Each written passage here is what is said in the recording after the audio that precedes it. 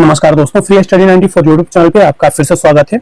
आज हम Bihar current affair 2024 में बात करेंगे बिहार के अति महत्वपूर्ण घटनाक्रम की, जो अक्टूबर 2023 से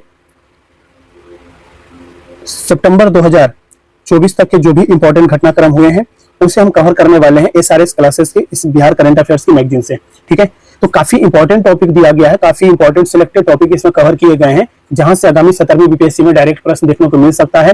तो एक एक करके हम उन सभी इंपॉर्टेंट टॉपिक को कवर करने वाले हैं इस लेक्चर में। तो वीडियो को शुरू से लास्ट तक देखिएगा। वीडियो अगर पसंद आए तो लाइक जरूर कीजिएगा, और चैनल को अभी तक सब्सक्राइब नहीं किया है तो प्लीज चैनल को भी सब्सक्राइब कीजिए। पीडीएफ के लिए आप हमारा टेलीग्राम चैनल जरूर ज्वाइन कीजिए। डिस्क्रिप्शन बॉक्स में ऑलरेडी टेलीग्राम का लिंक दिया हुआ है, आप जाकर के डायरेक्ट ज्वाइन कर सकते हैं, या फिर आप टेलीग्राम पे जाइए और @freestudy94 सर्च कीजिए। वहां पे आपको ये लोगो बना हुआ आ जाएगा, आप उसे ज्वाइन जरूर कीजिए। ठीक है, ताकि आपको पीडीएफ इजीली आपको अवेलेबल हो जाए वहां पे, और उसे डाउनलोड करके आप पढ़ सके। तो अपने टॉपिक को स्टार्ट करते हैं। तो पहले न्यूज कहा जा रहा है बिहार के गया में विष्णुपद मंदिर और बोध गया में महाबोधि मंदिर के लिए कॉरिडोर बनाने की बात की गई है। देखिए, ये जो कॉरिडोर बनाने की बात की गई है, ये केंद्रीय बजट 2024-25 में कहा गया है।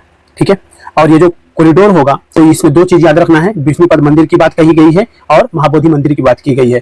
तो सबसे पहले अगर आपसे कमीशन पूछता भी है तो पूछ सकता है कि विष्णुपद मंदिर बिहार के किस जिले में है, तो गया जिला में। या फिर वहां पर एक और फैक्ट पूछ सकता है कि किस नदी के तट पर है, तो फल्गु नदी के तट पर है। अच्छा, ये बताइए कि रबर डैम कहाँ पे बनाया जा रहा है बिहार में, तो ये भी आपको याद रखना है, गया में। ठीक है, ये भी फल्गु नदी के तट पर बनाया जा रहा है। अब विष्णुपद मंदिर की बात करें तो कहा जाता है यह लगभग 100 फीट ऊंचा है और इसमें 44 स्तंभ है दोस्तों। ठीक है, कहा जाता है यह विशाल ग्रेनाइट ब्लॉक यानी मुंगेर काले पत्थर से बने हुए लोहे के पट्टियों से जुड़े हुए हैं। ठीक है, कहा जाता है कि इसका जो निर्माण है वर्ष 1787 में रानी अहिल्याबाई होलकर के आदेश के तहत बनाया गया था। ठीक है, कहा जाता है महाबोधि मंदिर के बारे में, तो इसमें देखिए तो कहा जाता है ये भी कहाँ है, तो गया जिले में ही स्थित है, और यह वही स्थान है, महाबोधि मंदिर वही स्थान है जहां पे गौतम बुद्ध को जो है ज्ञान की प्राप्ति हुई थी। महाबोधि वृक्ष के नीचे हुई थी, पीपल का वृक्ष था, वहीं पर जो है इनको प्राप्त हुआ था ज्ञान। ठीक है, अगला जो न्यूज है ये कहा जा रहा है बिहार सरकार के द्वारा केंद्र से मखाने के लिए MSP हेतु आग्रह किया गया है। ठीक है, अब डायरेक्ट क्वेश्चन पूछा जा सकता है कि हाल ही में बिहार सरकार के द्वारा किस उत्पाद के लिए केंद्र से MSP के लिए आग्रह किया गया। ठीक है, तो आपको याद रखना है मखाना के लिए। डायरेक्ट अगर वन लाइनर क्वेश्चन बन सकता है तो किसी प्रकार से आपसे पूछ सकता है। दूसरा, जब MSP की बात किया जा रहा है तो MSP किसके द्वारा जारी किया जाता है, ये भी प्रीवियस ईयर के क्वेश्चन में पूछा जा चुका है क्वेश्चन। ठीक है, तो सबसे पहले हम यही देख लेते हैं कि मखाना बिहार राज्य के कितने जिले में उगाई जाती है, तो आपको ये याद रखना है 10 जिलों में उगाई जाने वाली ये जो है एक प्रकार का जलीय फसल है। ठीक है, जिसके लिए बिहार सरकार ने केंद्र से मखाने के लिए न्यूनतम समर्थन मूल्य घोषित करने का आग्रह किया है। अगर इसके कुछ इंपॉर्टेंट फैक्ट पे बात कर लें तो कहा जाता है कि बिहार जो है भारत में ऐसा राज्य है जो सबसे ज्यादा उत्पादन करता है किसका, मखाना का, और लगभग 85% जो मखाना है ये बिहार में ही उत्पादित होती है। ठीक है, और इससे लगभग 10 लाख लोग प्रत्यक्ष या फिर अप्रत्यक्ष रूप से इस उत्पादन प्रक्रिया से जुड़े हुए हैं, और इस उत्पाद को यानी मखाना को वर्ष 2022 में GI टैग प्राप्त हुआ है। अच्छा, ये बताइए कि बिहार के और भी कौन कौन से उत्पाद हैं। ठीक है, कौन कौन से उत्पाद हैं जिससे GI टैग मिला है, GI टैग मिला है, तो आप हमें कमेंट बॉक्स में नाम लिख करके दे सकते हैं। ठीक है, नेक्स्ट जो न्यूज है ये कहा जा रहा है सहारा इंडिया समूह ने CRC सहारा रिफंड पोर्टल लॉन्च किया है। क्यों लॉन्च किया गया है? ठीक है, CRC सहारा रिफंड पोर्टल क्यों लॉन्च किया गया है सहारा इंडिया समूह के द्वारा? तो देखिए, ये ऑलरेडी जो है सुब्रतो सहारा जो थे उनके ऑलरेडी देहांत हो चुकी है। ठीक है, लेकिन यहाँ पर बहुत सारे लोगों का पैसा क्या है, फंसा हुआ है। अब कहीं ना कहीं जो निवेशक थे, ठीक है, उन राशि को लेकर के जो है अभी भी क्या है, असान्वित थे कि हमें पैसा मिलेगा, लेकिन उनको कैसे पता चलेगा कि हमारे कितने पैसे फंसे हुए हैं सरकार को। ठीक है, तो आप उस पोर्टल पे जाएंगे और उस पोर्टल पे अपनी विस्तृत जानकारी देंगे, जिसके माध्यम से आपको जो पैसे हैं वो रिफंड किया जाएगा। हाल ही में कुछ लोगों को इसमें 10,000 रुपया दिया भी गया है, और आगे चल करके 50,000 की प्रक्रिया शुरू करने की बात की गई है। तो आपको याद रखना है ये सहारा रिफंड पोर्टल किस लिए लॉन्च किया गया है। ठीक है, तो ये इंपॉर्टेंट हो सकता है। आगे बढ़ते हैं। नेक्स्ट जो न्यूज है दोस्तों ये है भारतीय अमेरिकी को बिहार दिवस पर सम्मानित किया गया है। ठीक है, भारतीय अमेरिकी को, जो भारत के निवासी हैं, जो कहाँ रह रहे हैं, अमेरिका में रह रहे हैं। ठीक है, उन्हें बिहार दिवस पर क्या किया गया है, सम्मानित किया गया है। अच्छा, ये बताइए कि बिहार दिवस कब मनाया जाता है? ठीक है, तो 22 मार्च को मनाया जाता है। ठीक है, तो इस साल 22 मार्च को बिहार दिवस के अवसर पर बिहार में जन्मे 4 भारतीय अमेरिकियों को क्या किया गया है, सम्मानित किया गया है। तो ये संख्या याद रखना है, कितने लोगों को सम्मानित किया गया है, 4 लोगों को। तो डायरेक्ट फैक्ट यहां से भी पूछ सकता है कमीशन, ठीक है। अब इसके बारे में अगर हम बात करें तो कहा जाता है कि पुरस्कार प्राप्त करने वालों में होलटेक इंटरनेशनल के संस्थापक जो हैं एवं सीईओ डॉक्टर क्रिस सिंह हैं, उनको मिला है ये पुरस्कार। विप्रो के मुख्य परिचालन अधिकारी अमित चौधरी को मिला है। PRAN मेडिकल ग्रुप के संस्थापक डॉक्टर दिनेश रंजन को मिला है और न्यूट्रीवेट फार्म केयर के निदेशक अभिनव अतुल को जो है ये पुरस्कार दिया गया है, ठीक है। बात करें तो कहा जाता है कि न्यूयॉर्क में भारतीय महावाणिज्य दूतावास द्वारा Bihar foundation USA east coast chapter एवं Bihar Jharkhand association of North America के सहयोग से आयोजित एक विशेष कार्यक्रम में 4 नागरिकों को बिहार विश्व गौरव सम्मान से क्या किया गया है, सम्मानित किया गया है। तो याद रखना है कि कितने लोगों को दिया गया है, ये जनरली आपको याद रखना है, ठीक है, 4 लोगों को। आगे बढ़ते हैं, जो नेक्स्ट जो न्यूज है हमारा, ये कहा जा रहा है कि बिहार में रेलवे स्टेशनों के पुनर्विकास की आधारशिला प्रधानमंत्री के द्वारा रखा गया है, ठीक है। बिहार में रेलवे स्टेशनों के पुनर्विकास ऑलरेडी जो है कहीं ना कहीं वो डेवलप बना हुआ है, लेकिन फिर से उसका जो है उत्थान करने के लिए, ठीक है, फिर से जो है आधारशिला रखा गया है और इसका जो है शुभारंभ प्रधानमंत्री मोदी के द्वारा जो है वर्चुअली रूप से किया गया, ठीक है। तो बिहार के इसमें कितने रेलवे स्टेशन शामिल है, तो 33 रेलवे स्टेशनों के लिए जो है यह परियोजना जो है शुरू किया गया है वहां पे। और कहा जाता है कि 72 अन्य परियोजनाओं के निर्माण की आधारशिला प्रधानमंत्री मोदी के द्वारा पूर्व मध्य रेलवे क्षेत्र में किया गया वर्चुअली रूप से, ठीक है। आगे बात करते हैं तो कहा जाता है कि अमृत भारत स्टेशन योजना के तहत, देखिए अमृत भारत स्टेशन योजना के तहत परियोजना का जो लक्ष्य है पूरे देश में कनेक्टिविटी, व्यापार और व्यवसाय को क्या करना है, बढ़ावा देना है। बिहार के जिन 13 रेलवे स्टेशनों का पुनर्विकास किया जाएगा उसमें आप कुछ नाम याद रखिए, जैसे आपका बरौनी हो गया, सिवान हो गया, मुंगेर, थावे, सबौर, अररिया, शिवनारायणपुर, धौरम, मधेपुरा, डेरी ऑन सोन, गुरारू, कारागोला, इस तरीके से टोटल 33 रेलवे स्टेशन था। अगर आपका कमीशन क्वेश्चन कर सकता है तो ये नाम नहीं देगा, याद रखिए, नाम नहीं देगा, ये आपसे संख्या पूछेगा, ठीक है। तो थोड़ा सा स्मार्टनेस भी लेकर के आइए तैयारी में, क्योंकि जो है ना कि आप फैक्ट याद ये रखना शुरू करेंगे, आपके पास जो है 2-4 स्टेशन याद रहेगा, 33 के 33 स्टेशन, और एक क्वेश्चन बन सकता है तो हम 33 फैक्ट क्यों रखें, ठीक है।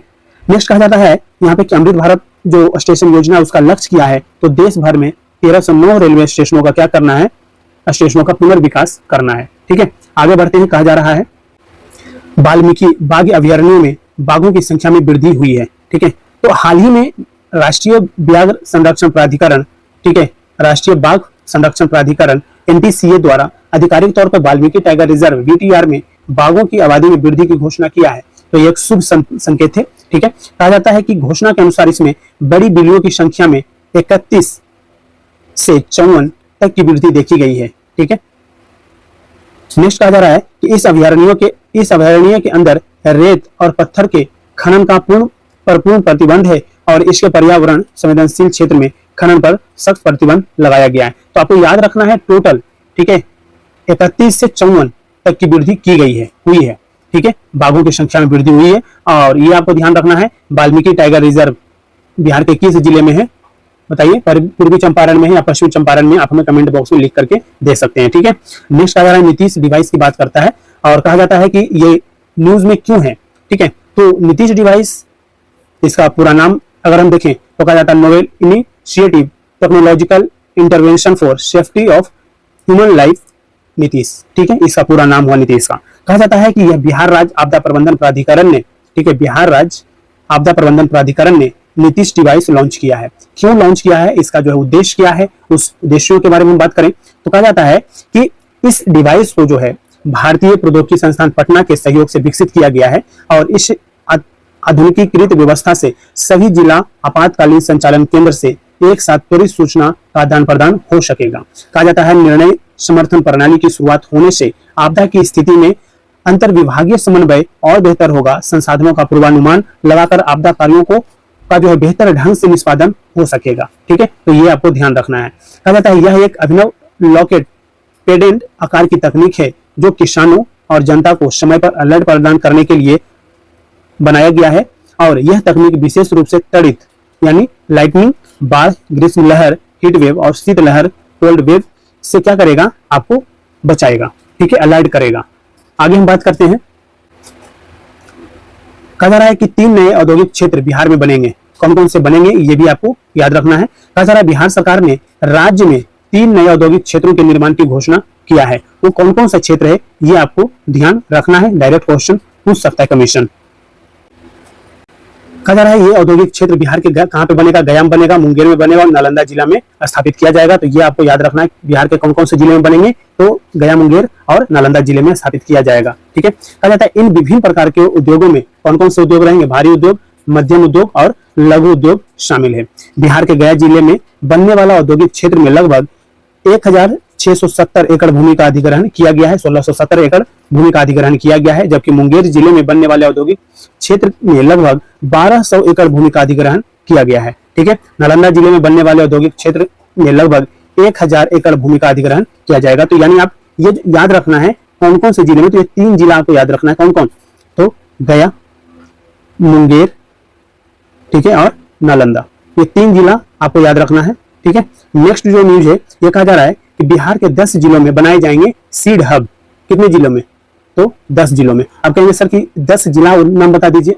10 जिला आपसे कमीशन नहीं करेगा, आपसे पूछ सकता है कितने जिलों में स्टेटमेंट बना सकता है, तो स्टेटमेंट इस प्रकार से बना सकता है। ठीक है, कहा जा रहा है कि बिहार कृषि विभाग ने राज्य के 10 जिलों में बीज हब स्थापित करने की मंजूरी प्रदान किया है। कहा जाता है राज्य के 10 जिलों में गेहूं, दलहन और तिलहन बीज का उत्पादन किया जाएगा। ये जो 10 जिला है यहाँ पर कौन कौन से बीज का उत्पादन किया जाएगा, तो वो आपको ध्यान रखना है। ठीक है, गेहूं, दलहन और तिलहन बीज का उत्पादन किया जाएगा।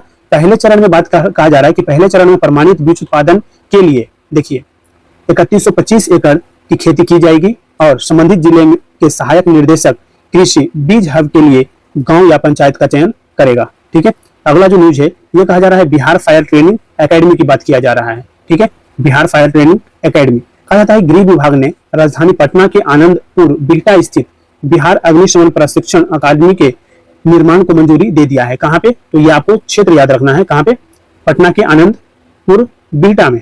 ठीक है, बिहटा में। ठीक है, नेक्स्ट कहा जा रहा है यहाँ पे कि बिहार अग्निशमन सेवा के सभी अधिकारियों और कर्मियों को बिहार अग्निशमन सेवा के तहत क्या दिया जाएगा, ट्रेनिंग उनको प्रदान किया जाएगा, ताकि अगर किसी प्रकार का आपदा आता है तो इससे जो है कि वो अलर्ट मोड में रहें। कहा जा रहा है कि बिहार अग्निशमन सेवा नियमावली 2021 के तहत बिहार अग्निशमन प्रशिक्षण अकादमी में उप निदेशक स्तर के प्राचार्य का प्रावधान किया गया है और बिहार अग्निशमन प्रशिक्षण अकादमी भवन के डिजाइन के लिए संबंधित अधिकारियों को दूसरे राज्यों में भेजकर अध्ययन कराया गया है। ठीक है, ताकि उनको एक प्रॉपर ट्रेनिंग मिले, वो जान पाए कि सच में जो है इसकी ट्रेनिंग कैसी होती है और जब अगर आपदा आए, ठीक है, तो उनको किस तरीके से कार्य करने होते हैं। ठीक है, तो हम आगे बढ़ते हैं। आगे कहा जा रहा है बिहार कारा उद्योग का ब्रांड मुक्ति। ठीक है, ये काफी चर्चा में बना हुआ है। ठीक है, ये आपको याद रखना है। आखिर ये बिहार कारा उद्योग का ब्रांड मुक्ति क्यों रखा गया। ठीक है, जनरली ये कारा जो है ये कारागार से जेल के नाम सुने ही होंगे। ठीक है, ये न्यूज में क्यों है, न्यूज में इसलिए दोस्तों कि मुख्यमंत्री नीतीश कुमार ने पटना के सरदार पटेल भवन स्थित संग्रहालय में आयोजित एक कार्यक्रम में जेल उद्योग के ब्रांड मुक्ति का अनावरण किया है। ठीक है, कहाँ पे, सरदार पटेल भवन में जो है संग्रहालय है, वहां पर एक कार्यक्रम में जेल उद्योग के ब्रांड मुक्ति का जो है अनावरण किया। किनके द्वारा, तो मुख्यमंत्री नीतीश कुमार के द्वारा ये अनावरण किया गया है। अब इसमें बात करें तो कहा जाता है कि संग्रहालय में जेल में कैदियों द्वारा बनाई गई जो सामग्री है, ठीक है, उसकी प्रदर्शनी भी लगाया गया है। ठीक है, और बिहार के जेलों में बंद कैदियों ने 100 से ज्यादा वस्तुएं बना रहे हैं। ठीक है, अब वो जो वस्तुएं बना रहे हैं उन्हीं को जो है ब्रांड के नाम पर रखा गया है, क्या, मुक्ति। ठीक है, इनमें बहुत सारे जो वस्तुएं हैं वो डेली यूज करने का है, जैसे मसाले हो गए, सत्तू हो गया, ब्रेड हो गया, हर्बल चाय, सूती कपड़े, खादी कपड़े, लकड़ी उद्योग, हस्तशिल्प, मुद्रण सामग्री, चप्पल उद्योग, गृह देखभाल, भोजन, लोहा, कागज, ये सारे सामग्री जो है वहां पे उत्पादित हो रहा है। ठीक है, देखिए जनरली कहा जाता है कि कोई भी इंसान, ठीक है, अगर वो जेल में जाता है तो पूरे दिन क्या करेगा। ठीक है, तो जब उसको जो है कुछ ना कुछ वहां पे भत्ते भी मिलते हैं। ठीक है, वो जो है मजदूरी वहां पे करेंगे, वो काम जो करेंगे, जब वो वापस बाहर निकलेंगे जेल से तो उनको जो रकम जो है ठीक है, वो रकम उनको मिल जाता है, जिससे जब बाहर वो आए तो उनको ये सोचने के लिए मजबूर ना होना पड़े कि हमारे पास पैसे नहीं है तो हम बिजनेस क्या करें, कहाँ पे किसके साथ पास हम रोजगार के लिए जाएं। ठीक है, तो वहां पर जब वापस आता है इंसान तो उसके पास कुछ रुपये होते हैं ताकि कुछ वो नया व्यवसाय शुरू कर सके। ठीक है, तो इसलिए जो है वहां पे लोगों को काम करवाया जाता है ताकि बैठे बैठे जो है ना आप चीजों को लेकर के और डिप्रेस्ड हो सकते हो और भी बहुत सारी चीजें, बीमारी लग सकती है बॉडी में। तो ये चीजें हैं कि अगर मानव संसाधन का अगर सही यूटिलाइज किया जाए तो इस तरीके से भी सरकार यूटिलाइज कर सकती है। ठीक है, और आपको भी वहां पे मन लग सकता है फिर, क्योंकि जो मुकदमे होते हैं लंबे समय तक के लिए होते हैं। कहा जाता है कि वर्तमान में बिहार के 8 केंद्रीय व 2 मंडल कारागारों, कुल 10 कारागारों में जेल उद्योग संचालित हो रहे हैं। तो आपको ये भी फैक्ट आपको याद रखना है। नेक्स्ट आ जा रहा है कि पटना देश का दूसरा और मुजफ्फरपुर तीसरा प्रदूषित शहर घोषित किया गया है। कहा जाता है कि रेस्पिरर लिविंग साइंसेज की रिपोर्ट के मुताबिक बिहार की राजधानी पटना जो है देश का दूसरा सबसे प्रदूषित शहर है, जबकि मुजफ्फरपुर जो है वो तीसरे नंबर पर है। ठीक है, कहा जाता है कि इस रिपोर्ट के मुताबिक पटना 97.7 माइक्रो पर M3 के साथ दूसरे स्थान पर है और इन शीर्ष 10 शहरों में से 7 शहर जो है वो दिल्ली NCR और बिहार के हैं, जो गंगा के मैदानी इलाकों का हिस्सा है। ठीक है, तो ये फैक्ट आपको याद रखना है। नेक्स्ट कहा जा रहा है बिहार का मुजफ्फरपुर जिला कृषि के क्षेत्र में देश में शीर्ष स्थान पर आया है, कृषि के क्षेत्र में। ठीक है, कहा जाता है कि हाल ही में नीति आयोग ने देश के 112 आकांक्षी जिलों की डेल्टा रैंकिंग जारी किया है। डेल्टा रैंकिंग जारी किया गया है किसके द्वारा? तो नीति आयोग के द्वारा। ये आपको याद रखना है। कहा जाता है कि इसके जो कुछ पॉइंट्स पे बात करें तो कहा जाता है कि इस रैंकिंग में बिहार का मुजफ्फरपुर जिला कृषि के क्षेत्र में देश में शीर्ष स्थान पर है और कृषि के क्षेत्र में लगातार सुधार ने मुजफ्फरपुर को आकांक्षी जिलों के प्रथम रैंकिंग पर पहुंचा दिया है। तो ये काफी इंपॉर्टेंट फैक्ट है, ध्यान रखना है। इस ओवरऑल रैंकिंग में मुजफ्फरपुर जिला को देश में 6ठा स्थान मिला है और यह शिक्षा में 100 में और स्वास्थ्य में 26वें स्थान पर है। ठीक है, तो मुजफ्फरपुर जिले के से रिलेटेड जो फैक्ट हैं वो आपको याद रखना है। नीति आयोग के द्वारा जो डेल्टा रैंकिंग जारी की गई है इससे रिलेटेड कुछ फैक्ट्स हैं वो आपके लिए इंपॉर्टेंट हो सकता है आगामी एग्जामिनेशन के लिए। नेक्स्ट तो चलिए नेक्स्ट न्यूज कहा जा रहा है दोस्तों, यहाँ पे बिहार के सरकारी विद्यालयों में कंप्यूटर लैब बनाने की घोषणा किया गया है। कहा जाता है कि शिक्षा विभाग ने राज्य के 10,000 सरकारी विद्यालयों में कंप्यूटर लैब स्थापित करने का कार्य योजना बनाया है। कहा जाता है इसमें कक्षा 6 से 8 तक के विद्यार्थियों को कंप्यूटर लैब की सुविधा दिया जाएगा और माध्यमिक विद्यालयों में 20 एवं मध्य विद्यालयों में 10-10 कंप्यूटर लैब जो है बनाया जाएगा। इसके प्रथम चरण में 4,707 विद्यालयों में कंप्यूटर लगाए जाएंगे। तो आपको याद रखना है क्या कि बिहार के सरकारी विद्यालय में कंप्यूटर लैब लगाने की घोषणा किया गया है। ठीक है, तो कितने विद्यालयों को शामिल किया गया? 10,000 सरकारी विद्यालयों में यह काम किया जाएगा। किसके द्वारा ये घोषणा किया गया है? तो शिक्षा विभाग के द्वारा। तो ये फैक्ट आपके लिए इंपॉर्टेंट हो सकता है। ठीक है, नेक्स्ट आ जा रहा है नीति आयोग ने ABP डेल्टा रैंकिंग जारी किया है। नीति आयोग के द्वारा जो है ABP डेल्टा रैंकिंग जारी किया गया है। ठीक है, तो ABP डेल्टा रैंकिंग का मतलब है एस्पिरेशनल ब्लॉक प्रोग्राम। ठीक है, इसकी रैंकिंग जारी, पहली डेल्टा रैंकिंग है ये, तो आपको याद रखना है। ठीक है, ये डेल्टा रैंकिंग के बारे में याद रखना है, किसके द्वारा जारी किया जाता है? Aspirational block program. ठीक है, किसके द्वारा? तो ये नीति आयोग के द्वारा। कहा जाता है यह जो है अपनी प्रकार का पहली डेल्टा रैंकिंग है और इस रैंकिंग में जोन 6 में शामिल पूर्वी भारत के बिहार के सिवान जिले के अंदर ब्लॉक को शीर्ष स्थान मिला है। तो ये आपको फैक्ट याद रखना है। ठीक है, कहा जाता है कि इस पहली डेल्टा रैंकिंग में तेलंगाना के भीम ब्लॉक को पहला और उत्तर प्रदेश के कौशाम्बी ब्लॉक को दूसरा स्थान मिला है। ठीक है, पहला, पूरे भारत की बात किया जाए तो पहला किसको मिला है? तो भीम ब्लॉक को। कहाँ है? तेलंगाना से इसका संबंध है और उत्तर प्रदेश के कौशाम्बी ब्लॉक को दूसरा स्थान मिला है। सभी श्रेणी के विजेताओं को शीर्ष रैंक के लिए 1.5 करोड़ रुपया यानी 1.5 करोड़ रुपया, दूसरे रैंक के लिए 1 करोड़ रुपए की पुरस्कार राशि प्रदान किया गया है। अगला जो न्यूज है दोस्तों, ये कहा जाता है बिहार का पुनौरा धाम मंदिर, काफी ज्यादा न्यूज में। अच्छा ये बताइए पुनौरा धाम मंदिर बिहार के किस जिले में है? तो याद रखना है सीतामढ़ी। ठीक है, सीतामढ़ी में है।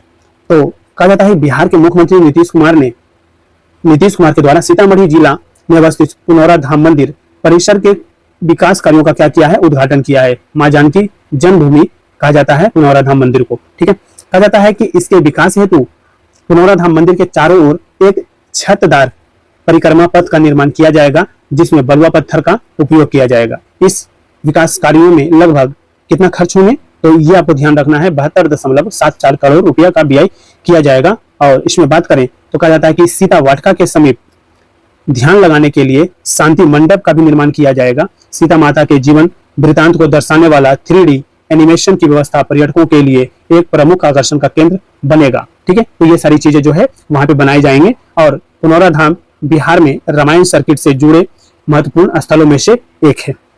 आगे बढ़ते हैं, कहा जा रहा है बिहार पर्यटन नीति 2023। कहा जाता है कि बिहार में पर्यटकों की संख्या को बढ़ाने के लिए बिहार पर्यटन नीति 2023 को राज्य मंत्रिमंडल के द्वारा क्या मिला है? मंजूरी प्रदान किया गया है। ठीक है। और इसके अगर इस नीति की अगर प्रमुख बिंदु की बात करें तो कहा जाता है इस नीति में निवेशकों को कई प्रकार के वित्तीय प्रोत्साहन प्रदान किया गया है। इस प्रोत्साहन में 10 करोड़ रुपए के निवेश हेतु 30% की सब्सिडी, 50 करोड़ रुपए के निवेश हेतु 25% की सब्सिडी और 50 करोड़ रुपए से अधिक के निवेश के लिए 25% का सब्सिडी प्रदान किया जाएगा। ठीक है, तो ये जो आपको बिहार पर्यटन नीति 2023 है उससे रिलेटेड कुछ फैक्ट्स आपको ध्यान रखना है। ठीक है, स्टेटमेंट बना सकता है कमीशन। अगला जो न्यूज है ये कहा जा रहा है कि मछली के उत्पादन में आत्मनिर्भर हुआ है बिहार। ठीक है, आत्मनिर्भर हो गया है बिहार किसके उत्पादन में, तो मछली के उत्पादन में आत्मनिर्भर हुआ है बिहार। कहा जाता है कि हाल ही में बिहार सरकार से प्राप्त हुई जानकारी के अनुसार बिहार अब लगभग मछली के उत्पादन में आत्मनिर्भर हो गया है। कहा जाता है बिहार में प्रत्येक वर्ष लगभग 8.02 लाख मीट्रिक टन जो है मछली की मांग के मुकाबले वर्तमान में लगभग 7.62 लाख मीट्रिक टन मछली का उत्पादन हो रहा है। राज्य में वर्तमान में प्रत्येक वर्ष प्रति व्यक्ति लगभग 6.464 किलोग्राम मछली की खपत है। ठीक है, तो ये भी आपको याद रखना है, फैक्ट याद रखना है और ये फैक्ट तो काफी इंपॉर्टेंट है। नेक्स्ट कहा जा रहा है बिहार विकास मिशन द्वारा समेकित रैंकिंग जारी हुई है। ठीक है, बिहार विकास मिशन द्वारा समेकित रैंकिंग जारी हुई है। कहा जाता है कि बिहार विकास मिशन द्वारा प्रति माह 7 निश्चय 1 और 7 निश्चय 2 योजनाओं के अंतर्गत जिले की उपलब्धियों के आधार पर समेकित रैंकिंग जारी किया जाता है। इस रैंकिंग में जिले की विभिन्न योजनाओं में की गई प्रगति के आधार पर उसका मूल्यांकन किया जाता है और शीर्ष जिला जो है वो है अररिया और दूसरे नंबर पर है आपका बक्सर। रैंकिंग में अंतिम जिला जो है वो है मधुबनी और मधेपुरा, ये आपको याद रखना है। अगला जो न्यूज है वो कहा जा रहा है आत्मनिर्भर भारत के तहत अफ्रीकी देशों में मढ़ौला रेल। ठीक है, आत्मनिर्भर भारत के तहत अफ्रीकी देशों में मढ़ौरा रेल की बात करता है और कहा जाता है बिहार के सारण जिले में स्थित मढ़ौरा में बनने वाले रेल इंजन से अफ्रीका के विभिन्न देशों की रेल पटरियों पर ट्रेनें दौड़ेंगी। ठीक है, तो ये जो है मढ़ौरा जो रेल है ये कहां पर विकसित किया जा रहा है, तो बिहार के सारण जिले में विकसित किया जा रहा है। और किस देश को ये दिया जाएगा, तो अफ्रीकी देश को दिया जाएगा, अफ्रीका में जाएगा। यहीं पे हम बात करें तो कहा जाता है कि आत्मनिर्भर भारत के तहत अफ्रीकी देशों में मढ़ौरा रेल इंजन कारखाना से 2025 से इवोल्यूशन सीरीज के लोकोमोटिव का निर्यात किया जाएगा। देखिए टारगेट है 2025 से। ठीक है, कहा जाता है पहली बार यह संयंत्र एक वैश्विक ग्राहक को निर्यात के लिए लोकोमोटिव का निर्माण करेगा। बिहार के सारण जिले में स्थित मढ़ौरा रेल इंजन कारखाना में सितंबर 2018 से उत्पादन शुरू हुआ है। तो आपको मढ़ौरा रेल इंजन कारखाना से संबंधित भी कुछ फैक्ट्स आपको ध्यान रखना है। 70 एकड़ में फैले इस रेल कारखाना का शिलान्यास 2007 में तत्कालीन रेल मंत्री लालू प्रसाद यादव के द्वारा किया गया था। नेक्स्ट जो न्यूज है ये कहा जा रहा है दरभंगा एम्स को कुल 187.44 एकड़ जमीन जो है आवंटित किया गया है। देखिए काफी ज्यादा न्यूज में रहा है दरभंगा एम्स। ठीक है, कहा जाता है बिहार में दूसरे अखिल भारतीय आयुर्विज्ञान संस्थान दरभंगा एम्स के लिए शेष बचे हुए 37.31 एकड़ जमीन का हस्तांतरण कर दिया गया है। कहा जाता है कि पटना के बाद बिहार के दूसरे एम्स का निर्माण दरभंगा के शोभन में होगा। ठीक है, ये जगह का नाम याद रखना है, शोभन, दरभंगा के शोभन, जिसे 1261 करोड़ रुपए की लागत से 36 महीने में बनकर तैयार करने का जो है लक्ष्य रखा गया है। इसके निर्माण का जिम्मा केंद्र सरकार ने HSCC इंडिया लिमिटेड को सौंपा है। तो ये कंपनी का नाम आपको याद रखना है कि किस कंपनी के द्वारा जो है ये दरभंगा एम्स का निर्माण किया जाएगा। तो HSCC इंडिया लिमिटेड के द्वारा जो है ना इसका काम कराया जा रहा है। अगले माह अक्टूबर 2024 में प्रधानमंत्री नरेंद्र मोदी इस अस्पताल का नींव रखेंगे, यानी इसी मंथ जो है इसकी नींव रखने की बात कही गई है। और इसका जो नींव रखेंगे कौन है, प्रधानमंत्री नरेंद्र मोदी। ये क्वेश्चन पूछ सकता है। कहा जाता है बिहार का पहला एम्स पटना में स्थापित है और 2004 में अटल बिहारी वाजपेयी के कार्यकाल में तत्कालीन उपराष्ट्रपति भैरव सिंह शेखावत ने 3 जनवरी 2004 को जो है इसकी नींव रखी थी और इसका उद्घाटन जो है 2012 में हुआ था पटना एम्स का। आगे बढ़ते हैं। कहा जा रहा है यहाँ पे बिहार की सफल सतत जीविकोपार्जन योजना, सफल सतत जीविकोपार्जन योजना की बात किया जा रहा है। कहा जा रहा है कि 26 सितंबर 2024 तक रवांडा सरकार के एक उच्च स्तरीय प्रतिनिधिमंडल ने बिहार के सफल सतत जीविकोपार्जन योजना सस्टेनेबल लाइवलीहुड स्कीम का अध्ययन के लिए नालंदा का दौरा किया। ठीक है, तो ये आपको याद रखना है किस देश की सरकार ने, तो रवांडा की सरकार ने कहा किस जिले का दौरा किया था, नालंदा जिला का दौरा किया था। ठीक है, कहा जाता है कि प्रतिनिधि मंडल ने हरनौत प्रखंड के डिहरी पंचायत के हासनचक गांव का दौरा किया, जहां उन्होंने SJY के तहत चल रहे कार्यक्रमों का जायजा लिया है। इससे रिलेटेड कुछ फैक्ट्स और देखते हैं। कहा जा रहा है सतत जीविकोपार्जन योजना को बिहार सरकार ने 5 अगस्त 2018 को 840 करोड़ रुपए के बजटीय आवंटन के साथ क्या किया था, शुरू किया था। जीविका गरीबी उन्मूलन के लिए बिहार सरकार की एक जीविका स्किल्स पहल है जिसे विश्व बैंक के सहयोग से 2006-07 में शुरू की गई है। तो ये फैक्ट्स आपको आपके एग्जामिनेशन के लिए काफी इंपॉर्टेंट हो सकता है, ध्यान रखना है। नेक्स्ट में हम चलिए दोस्तों, कहा जा रहा है बिहार के पूर्वी चंपारण जिले में, देखिए पूर्वी चंपारण जिले में विश्व के सबसे बड़े रामायण मंदिर के निर्माण का दूसरा चरण शुरू हुआ है। ठीक है, कहा जाता है कि जुलाई 2024 में विश्व के सबसे बड़े रामायण मंदिर के निर्माण का दूसरा चरण जो है शुरू हो गया है। और इससे रिलेटेड अगर कुछ महत्वपूर्ण इंपॉर्टेंट फैक्ट की बात करें तो कहा जाता है कि बिहार के पूर्वी चंपारण जिले में 3.76 लाख वर्ग फीट क्षेत्र में फैले इस मंदिर का निर्माण जून 2023 में शुरू हुआ, जिससे वर्ष 2025 में पूरा होने की उम्मीद है। कहा जाता है 500 करोड़ रुपए की लागत से निर्मित इस मंदिर के गर्भगृह में 33 फुट ऊंचा शिवलिंग स्थापित किया जाएगा। मंदिर परिसर में विभिन्न देवताओं के लिए 22 गर्भगृह भी बनाया जाएगा, ये आपको ध्यान रखना है। कहा जाता है दूसरे चरण में प्लिंथ स्तर तक निर्माण कार्य शामिल होगा, जो जमीनी स्तर से लगभग 26 फीट की ऊंचाई तक जाएगा। तीसरे चरण में सीखों का निर्माण तथा संपूर्ण मंदिर का अंतिम परिष्करण कार्य पूर्ण किया जाएगा। कहा जाता है इस मंदिर में कुल 12 शिखर होंगे, ये आपको याद रखना है, 12 शिखर होंगे, जिनमें मुख्य शिखर 270 फीट ऊंचा होगा। ठीक है, और इस मंदिर की वास्तुकला कंबोडिया के अंकोर वाट, तमिलनाडु के रामेश्वर के रामनाथ स्वामी मंदिर और मदुरई के मीनाक्षी सुंदरेश्वर मंदिर से प्रेरित है, तो ये आपको ध्यान रखना है। ठीक है, आगे बात करें तो कहा जाता है पूर्वी चंपारण जिले के केसरिया स्तूप की बात किया जा रहा है। पूर्वी चंपारण में है केसरिया स्तूप। कहा जाता है कि दिसंबर 2023 में बिहार के मुख्यमंत्री ने पूर्वी चंपारण जिले के केसरिया स्तूप के मार्गीय सुविधा केंद्र सह कैफेटेरिया का उद्घाटन किया और केसरिया स्तूप के प्रांगण में पर्यटकीय सुविधा के विकास कार्यों का शिलान्यास भी किया था। ठीक है, कहा जाता है कि इस योजना का कार्यान्वयन बिहार राज्य पर्यटन विकास निगम द्वारा कराया गया था, तो ये आपको याद रखना है। कहा जाता है कि योजना के अंतर्गत टूरिस्ट विजिटिंग सेंटर एवं कैफेटेरिया भवन का निर्माण कराया गया है। इस योजना की लागत राशि 6.90 करोड़ रुपया है। कैफेटेरिया के बन जाने से यहाँ आने वाले पर्यटकों को ठहरने में क्या होगा, सुविधा मिलेगा। ठीक है, आगे बढ़ते हैं। कहा जा रहा है केसरिया स्तूप के प्रांगण में कहा जा रहा है कि पर्यटकीय सुविधा के विकास कार्यों की महत्वपूर्ण योजना की लागत 19.77 करोड़ रुपया होगा और यहाँ बौद्ध प्रतीक चिन्हों में विशिष्ट महत्व रखने वाले केसरिया स्तूप के पास उसकी एक प्रतिकृति का निर्माण किया जाएगा।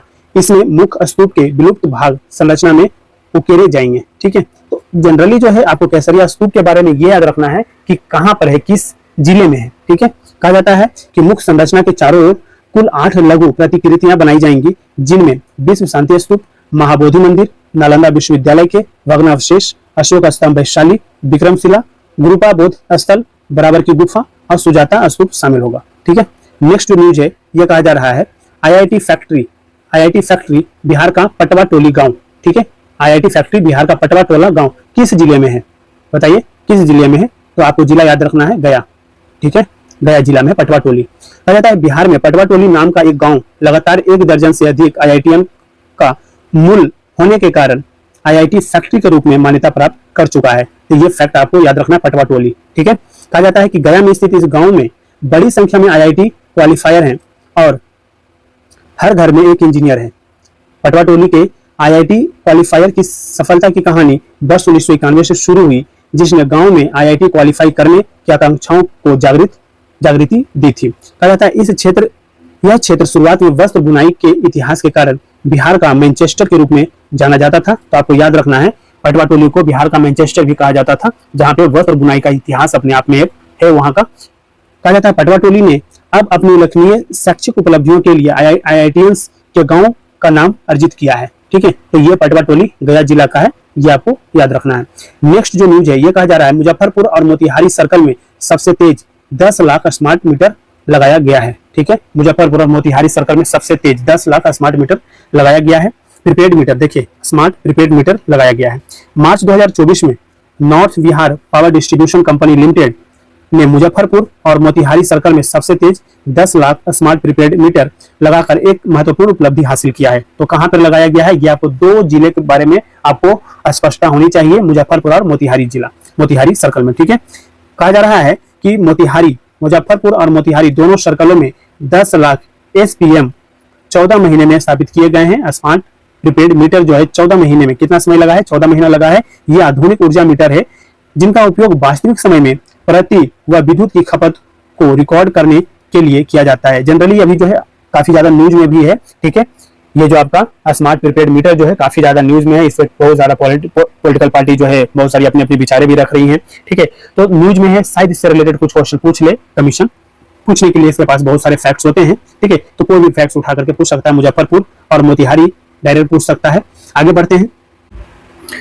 नेक्स्ट जो न्यूज कहा जा रहा है प्लग एंड प्ले शेड, ठीक है। प्लग एंड प्ले शेड एवं मुख्यमंत्री उद्यमी योजना कहा जा रहा है दिसंबर 2023 में मुख्यमंत्री नीतीश कुमार ने पटना जिले के बिहटा के सिकंदरपुर औद्योगिक क्षेत्र में प्लग एंड प्ले शेड तथा मुख्यमंत्री उद्यमी योजना का क्या किया, इकाइयों का उद्घाटन किया है। कहा जाता है कि इस अवसर पर मुख्यमंत्री ने औद्योगिक क्षेत्र के परिसर में ही नवनिर्मित ब्रिटानिया इंडस्ट्रीज लिमिटेड का उद्घाटन भी किया, तो ये भी आपको याद रखना है। कहा जाता है इसके तहत मुख्यमंत्री ने भोजपुर इंटरप्राइजेस, आस्था टेक्सटाइल्स, प्रियंका इंटरप्राइजेस एवं आनंद इंटरप्राइजेस को 3-3 लाख रुपए का सांकेतिक चेक प्रदान किया है। कहा जाता है कि इस अवसर पर अनुसूचित जाति, अनुसूचित जनजाति, अत्यंत पिछड़ा वर्ग, महिला, युवा उद्यमी योजना के तहत लाभार्थियों को द्वितीय किस्त का चेक वितरण किया और वर्ष 2011 में ब्रिटानिया इंडस्ट्रीज लिमिटेड की प्रथम इकाई हाजीपुर में स्थापित की गई थी और 12 दिसंबर 2023 को दूसरी इकाई का उद्घाटन हुआ है और उत्पादन कार्य भी शुरू हुआ है।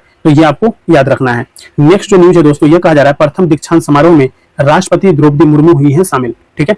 कहा जाता है अक्टूबर 2023 में महात्मा गांधी केंद्रीय विश्वविद्यालय मोतिहारी के प्रेक्षागृह में आयोजित प्रथम दीक्षांत समारोह में राष्ट्रपति द्रौपदी मुर्मू शामिल हुई हैं, ठीक है। तो ये आपको फैक्ट याद रखना है। अगर हम इससे रिलेटेड कुछ इंपॉर्टेंट फैक्ट की बात करें, कहा जाता है कि इस दौरान राष्ट्रपति द्रौपदी मुर्मू ने सबसे पहले दीक्षांत समारोह में प्रसिद्ध उद्योगपति, लेखक एवं सामाजिक विचारक R.K. सिन्हा एवं भारतीय अभिनेता, फिल्म निर्देशक एवं पटकथा लेखक चंद्रप्रकाश द्विवेदी को डॉक्टरेट मानद उपाधि से क्या किया है, सम्मानित किया है। तो ये आपको फैक्ट याद रखना है। कहा जाता है राष्ट्रपति महात्मा गांधी केंद्रीय विश्वविद्यालय मोतिहारी के विभिन्न संकायों, स्नातक एवं स्नातकोत्तर पाठ्यक्रम के पास आउट विद्यार्थियों को मेडल एवं प्रशस्ति पत्र भेंट कर कुलाधिपति स्वर्ण पदक की उपाधि से सम्मानित किया, ठीक है। तो ये आपको याद रखना है। नेक्स्ट कहा जा रहा है सर्वोच्च न्यायालय ने कहा कि बिहार जाति सर्वेक्षण को सार्वजनिक डोमेन में रखा जाए।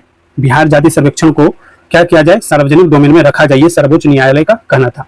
कहा जाता है कि ये देखिए कि क्यों ऐसा कहा गया, ठीक है, कि अगर उसमें कुछ त्रुटियां पाई जाती है तो उसको जो है कोई भी चाहे तो उसको चुनौती दे सकता है, ठीक है।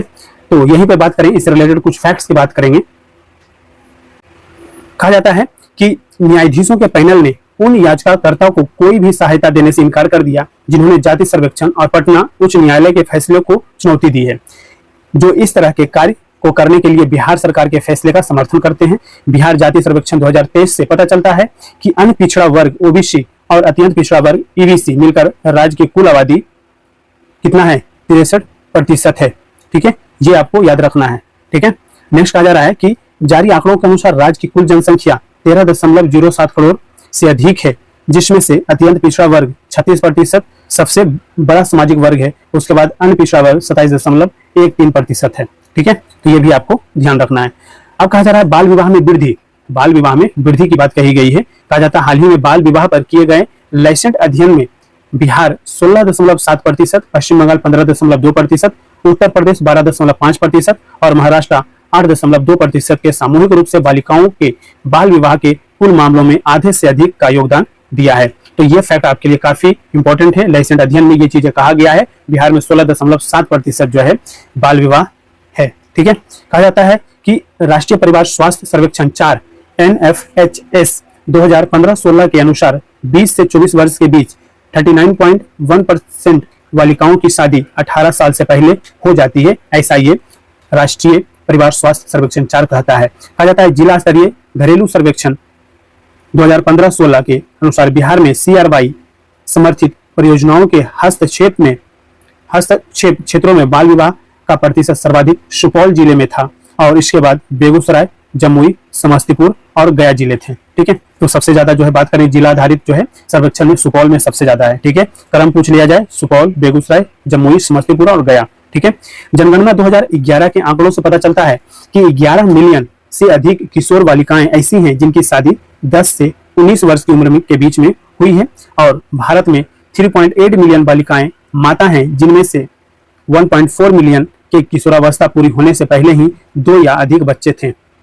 महिलाओं या बालिकाओं की शिक्षा प्रोफाइल से पता चलता है कि 39% बालिकाएं जो निरक्षर थीं, उन्होंने बच्चों को जन्म देना शुरू कर दिया था, जबकि 26% लड़कियां साक्षर थीं, जिससे साबित होता है कि थोड़ी सी शिक्षा भी लड़कियों को सशक्त बनाने में बहुत मदद करती है। ठीक है, अगला जो न्यूज है उस पर बात करें। कहा जा रहा है जुलाई 2024 में कैबिनेट बैठक में 27 प्रस्तावों को मंजूरी प्रदान किया गया। हाल ही में मुख्यमंत्री नीतीश कुमार की अध्यक्षता में आयोजित कैबिनेट बैठक में 27 प्रस्तावों को मंजूरी दी गई। अब वो कौन कौन सी मंजूरी दी गई, कौन कौन से क्षेत्र में दी गई, ये भी हम देखते हैं। कहा जाता है बिहार के भागलपुर जिले में बिहार का तीसरा केंद्रीय विश्वविद्यालय स्थापित की जाएगी। तो ये फैक्ट आपको याद रखना है, बिहार के भागलपुर जिले में बिहार का तीसरा केंद्रीय विश्वविद्यालय स्थापित किया जाएगा। ठीक है, याद रखना है। कहा जाता है कि इस बैठक में फिल्म प्रोत्साहन नीति 2024 को भी मंजूरी दी गई। हिंदी और अंग्रेजी फिल्म निर्माण के लिए 4 करोड़ रुपए तक का अनुदान की बात कही गई है और फिल्म निर्माण तथा आधारभूत संरचना के लिए निवेशकों को 25% सब्सिडी का प्रावधान भी किया गया है। क्षेत्रीय भाषा की फिल्मों के लिए अधिकतम 50% सहायता राशि सरकार द्वारा दिए जाने का प्रावधान किया गया है। तो इस प्रकार से आपको याद रखना है कि जुलाई की जो कैबिनेट बैठक में जो 27 जो प्रस्ताव पारित किए गए, उनमें से 3 से 4 फैक्ट आपके एग्जामिनेशन के लिए काफी इंपॉर्टेंट है। नेक्स्ट बात करें, कहा जाता है कि शीर्ष विश्वविद्यालयों की रैंकिंग जारी की गई है। कहा जाता है हाल ही में Indian institutional ranking framework IIRF द्वारा देश के शीर्ष विश्वविद्यालयों की रैंकिंग जारी की गई है।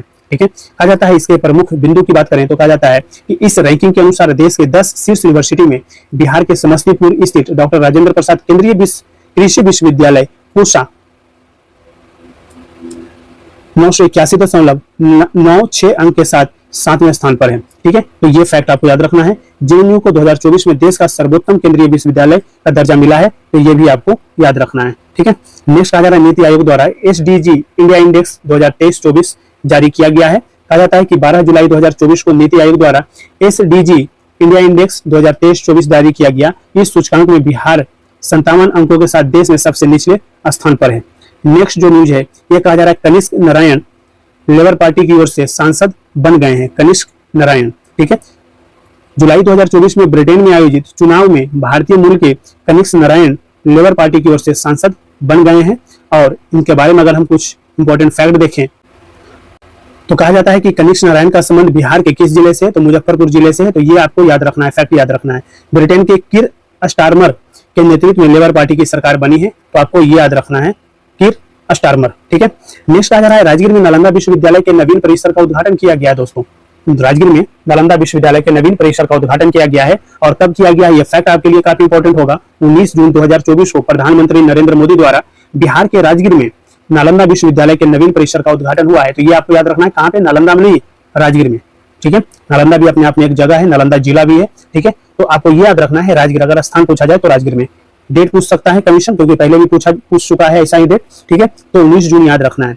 कहा जा रहा है कि नालंदा विश्वविद्यालय का निर्माण गुप्त शासक कुमार गुप्त प्रथम द्वारा करवाया गया था और नालंदा विश्वविद्यालय के अवशेष को वर्ष 2016 में यूनेस्को द्वारा वर्ल्ड हेरिटेज साइट में शामिल किया गया है। अच्छा, ये बताइए कि नालंदा विश्वविद्यालय का जो है विध्वंस किसने करवाया था? ठीक है, तो आपको ये कमेंट बॉक्स में लिख करके बताना है, क्योंकि ये PYQ है, प्रीवियस ईयर में क्वेश्चन ये पूछे जा चुके हैं। ठीक है, नेक्स्ट कहा जा रहा है 18वीं लोकसभा चुनाव के नतीजे आए और उसके बारे में हम देखेंगे कि कौन सी पार्टी को कितनी सीटें मिली और बिहार में जो 40 लोकसभा सीट है उनमें से कौन सी पार्टी को कितनी सीट मिली है। ठीक है, कहा जा रहा है 4 जून को घोषित 18वीं लोकसभा चुनाव, देखिए अपने आप में एक फैक्ट बन सकता है कि 21वीं लोकसभा चुनाव था, 18वीं। ठीक है, के नतीजे के अनुसार बिहार में लोकसभा के 40 सीटों में एनडीए द्वारा 30 सीटें, इंडिया अलायंस 9 सीटें तथा निर्दलीय द्वारा 1 सीटें जीत दर्ज की गई है।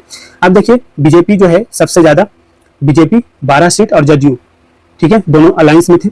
ठीक है, इन दोनों को जो है 12 सीटें मिली है। राजद को 4 सीटें मिली है, कांग्रेस को 3 सीटें मिली है, लोजपा इन्हें 5 सीटें मिली है, CPIM 2 सीटें, हम पार्टी को 1 सीटें और निर्दलीय से 1 सीटें। ये निर्दलीय में कौन है? तो पप्पू यादव है। ठीक है, नेक्स्ट कहा जा रहा है कि जमुई स्थित नागी नकटी बर्ड सेंचुरी को राम साइट में शामिल किया गया है। नागी जमुई स्थित है ये नागी नकटी। ठीक है, कहा जा रहा है चर्चा में क्यों है ये, विश्व पर्यावरण दिवस 5 जून के अवसर पर वन तथा पर्यावरण मंत्रालय द्वारा जमुई स्थित नागी नकटी बर्ड सेंचुरी को रामसर साइट में शामिल करने का ऐलान किया गया है। कहा जाता है कि इससे रिलेटेड कुछ फैक्ट हैं। कहा जाता है वन तथा पर्यावरण मंत्रालय के अनुसार बिहार के दोनों सेंचुरी का कुल क्षेत्रफल 544.37 हेक्टेयर है। इसके साथ ही देश में रामसर साइट का कुल क्षेत्रफल अब बढ़कर 13.32 लाख हेक्टेयर से अधिक हो गया है। इससे पूर्व वर्ष नवंबर 2020 में बिहार के बेगूसराय स्थित कांवर झील को बिहार के पहले रामसर साइट के रूप में मान्यता दी गई है। तो देखिए कांवर झील तो ऑलरेडी पूछा जा चुका है कमीशन के द्वारा, तो ये आपको नागी नकली आपको याद रखना है। बर्ड सेंचुरी को रामसर साइट बनाया गया, कहां पर है ये, तो ये आपको याद रखना है, जमुई में है। ठीक है, नेक्स्ट बात करें, कहा जा रहा है बिहार के 8 सांसद को मंत्री पद दिया गया है। वो कौन कौन से सांसद हैं, ठीक है, कौन से पार्टी से संबंध रखते हैं, ये भी आपको ध्यान रखना है। कहा जाता है प्रधानमंत्री नरेंद्र मोदी के नेतृत्व में तीसरी बार बनी सरकार में बिहार के 8 सांसद को मंत्री पद दिया गया है। इनमें से 4 सांसद जो हैं कैबिनेट मंत्री और 4 सांसद को जो है राज्य मंत्री बनाया गया है।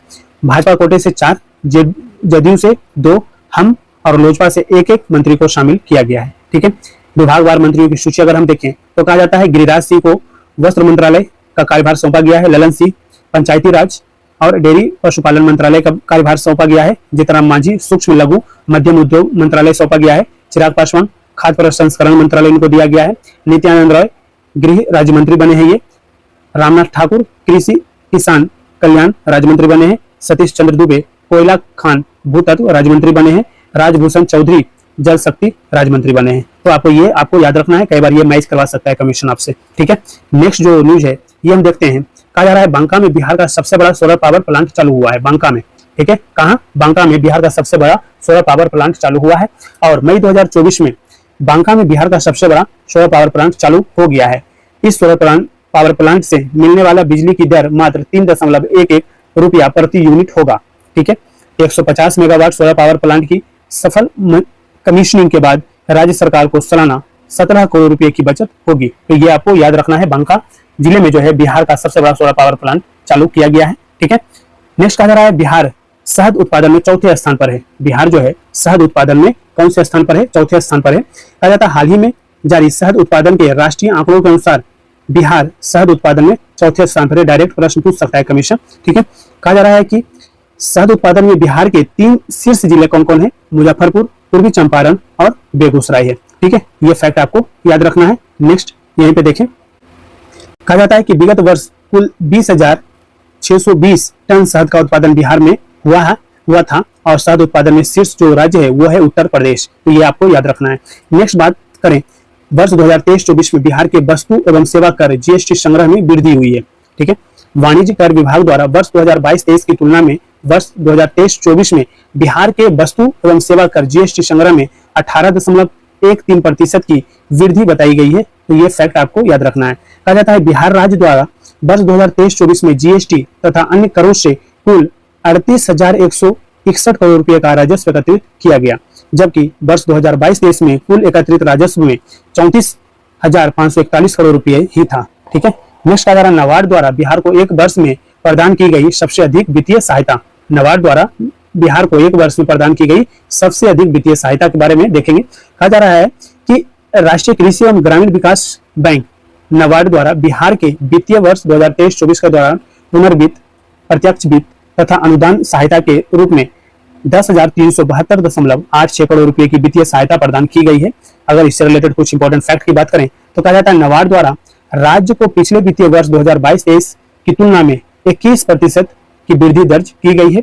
यह एक सांविधिक निकाय है जिसकी स्थापना 1982 में राष्ट्रीय कृषि और ग्रामीण विकास बैंक अधिनियम 1981 के तहत की गई थी। इसका मुख्यालय कहाँ है, मुंबई में है। तो ये आपको याद रखना है। आगे बढ़ते हैं, कहा जा रहा है संसद में नीतीश कुमार पुस्तक।